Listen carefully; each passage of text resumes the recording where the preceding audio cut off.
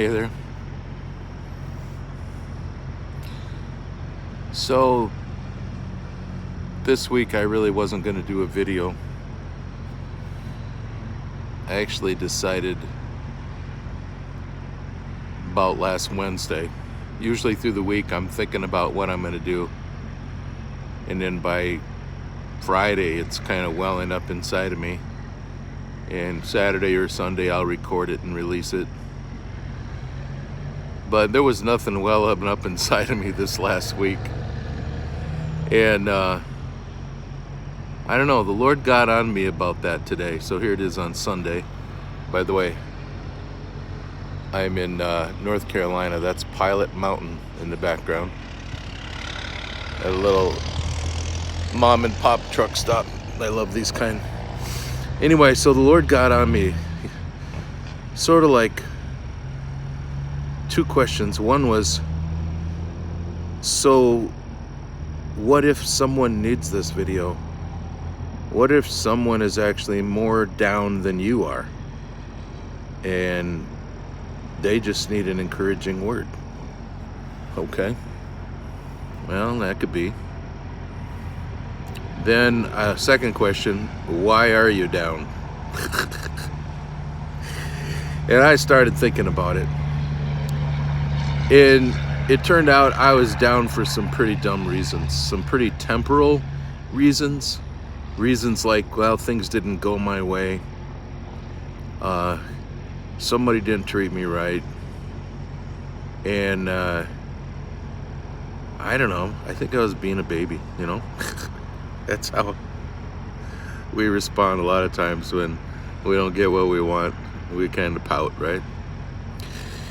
So, and what I do is I obsess about stuff. So if somebody says something to me or something doesn't go right, I'll go back and I obsess about it. I'll go through it and I go over it, and I try to rewind it and try to figure out why it went the way it went and what was my part in it and why didn't it go right or whatever. And I also obsess, I told you before about how I might obsess at times about things that I do want to come to pass, and I get to thinking about it and I just can't get it off my head, and I drill in and drill down, and it becomes a major distraction to me. And some of you have, seen me on Facebook. I post from time to time some pages out of a book called Believing in Yourself. It's actually a supplement to a 12-step program. I may have told you that before. I got it from my neighbor, and it has been a very meaningful thing in my life. I mean, I've never been an alcoholic, but I'm a lot of other thing-aholics. I'm a spendaholic. I'm an obsessaholic. I go after stuff hook, line, and sinker. And, sometimes that's good. I mean, if it's Jesus or, something good that you're going after hook, line, and sinker, that's a good thing. Your job, your education, whatever. But sometimes there's things that you ought to let go of. There's another thing that my neighbor gave me. I got to show it to you. So this is a little keychain thing, and I carry this with me all the time when I'm trucking.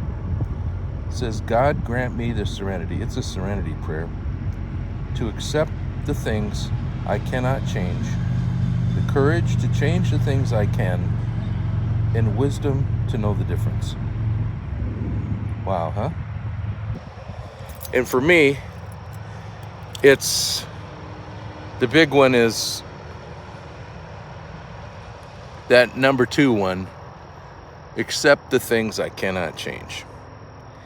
I kind of don't believe there's anything I can't do.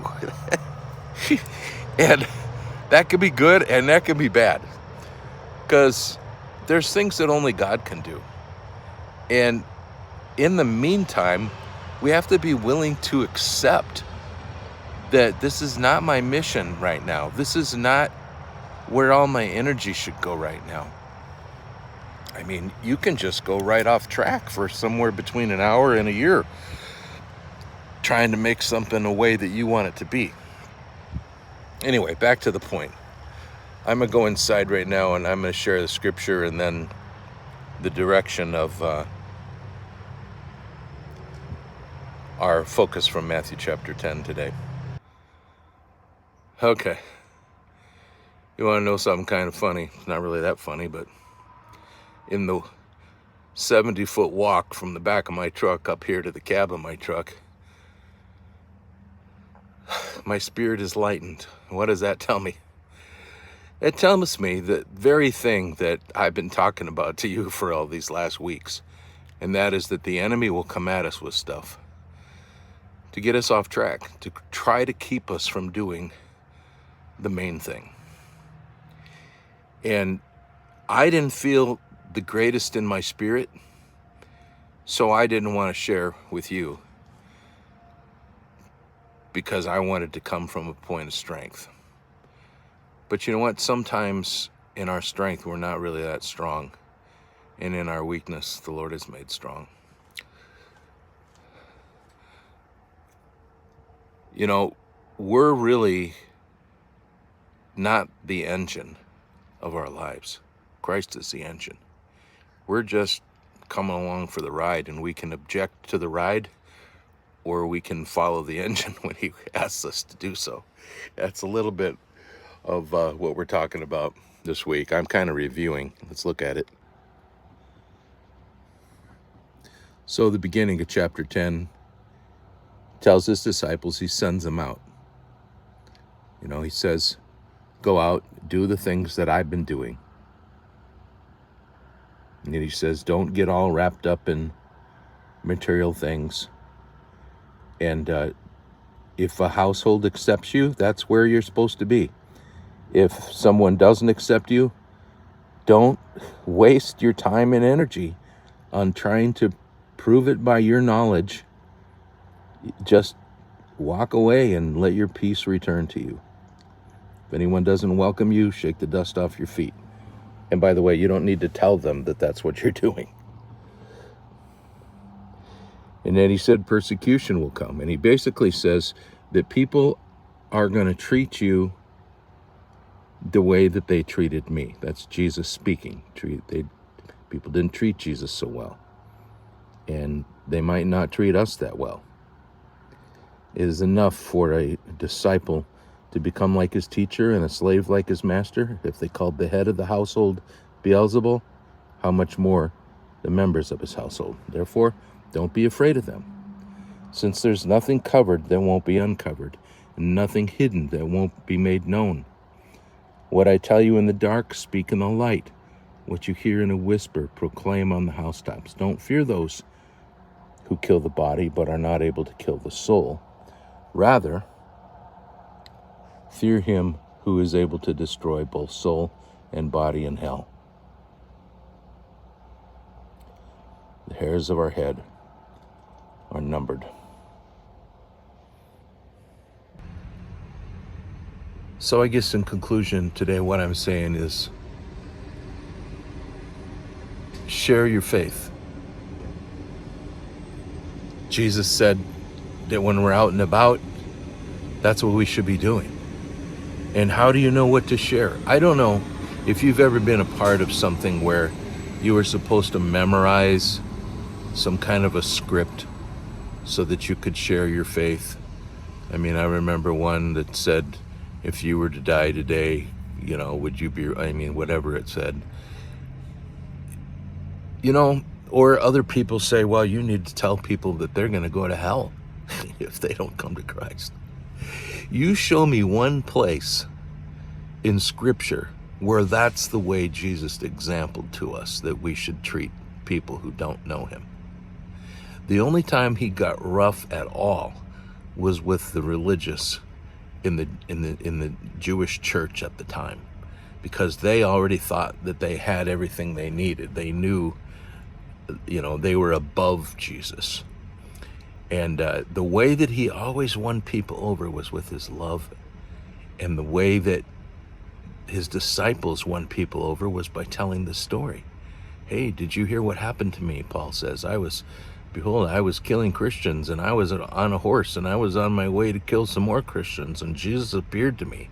And someone else says, hey, I don't know who this Jesus really is, but once I was blind and now I see. And then the lame man said, hey, I'm walking. You know me from birth, and I never walked before. And some other lady who had been caught in the act of adultery and had many times been with men and was controlled by demons. And Jesus just looked at her with such purity and love, and she was just drawn like she'd never been drawn by any man, but in a very pure way. And another woman who had 5 husbands, Jesus didn't condemn her, the only man that never would have condemned her. I mean, this is not hard to do if you have it in you. And I think the very first thing is we got to know if we got a story. Do we got a story of how Jesus has brought us through things? Do we have a story about how we've relied on him in our hardship? That's the beginning. I mean, some people want to, share their knowledge about how Jesus is the way, or their knowledge about the Bible. People aren't that interested in that. But they are interested in a God who is with them in trouble and can comfort them when they're hurting and can change their situation, and if not, make them victorious in the middle of it. That's the kind of person that we're called to be. That's who I want to be. And that's who we're going to need to be in these last days as we prepare for perilous times. God bless you today.